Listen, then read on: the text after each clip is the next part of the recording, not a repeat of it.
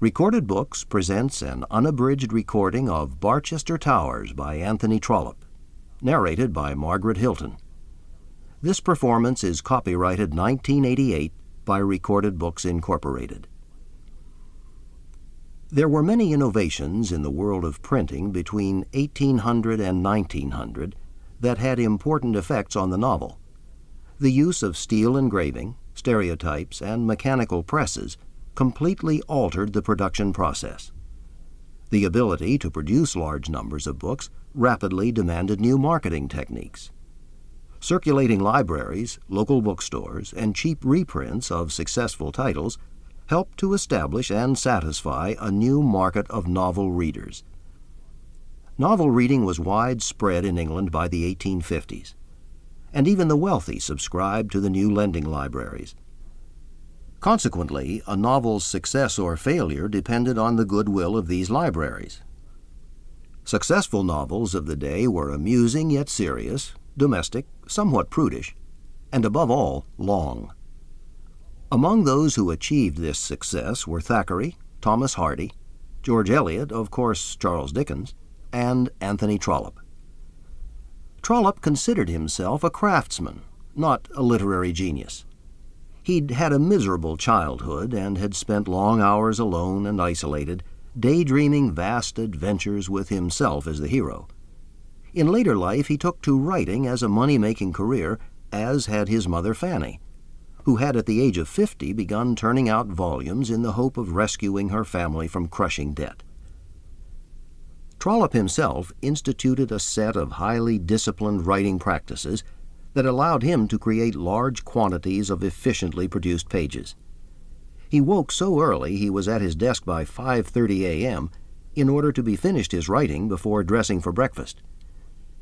He demanded of himself 250 words every 15 minutes, and wrote with his watch placed on the desk next to him to make sure he kept on schedule. He had a full-time career with the post office, and so had only these few hours each day to write. But he felt that he thought so carefully during the day about what he was to write the following morning that it was practically written by the time he sat down. He was acclaimed for his portraits of rural life amongst the professional and landed classes, especially in the series of books taking place in the imaginary cathedral town of Barchester. Barchester Towers is the second book in that series, and probably is Trollope's most loved work. And now, Barchester Towers. Chapter 1. Who will be the new bishop? In the latter days of July, around the year 1850, a most important question was for 10 days hourly asked in the cathedral city of Barchester, and answered every hour in various ways. Who was to be the new bishop? The death of old Dr. Grantley, who had for many years filled that chair with meek authority, took place exactly as the ministry of Lord A was going to give place to that of Lord B. The illness of the good old man was long and lingering, and it became at last a matter of intense interest to those concerned whether the new appointment should be made by a Conservative or Liberal government. It was pretty well understood that the outgoing Premier had made his selection, and that if the question rested with him, the mitre would descend on the head of Archdeacon Grantley, the old bishop's son. The Archdeacon had long managed the affairs of the diocese, and for some months previous to the demise of his father, rumour had confidently assigned to him the reversion of his father's honours. Bishop Grantley died as he had lived, peaceably, slowly, without pain and without excitement. The breath ebbed from him almost imperceptibly, and for a month before his death it was a question whether he were alive or dead.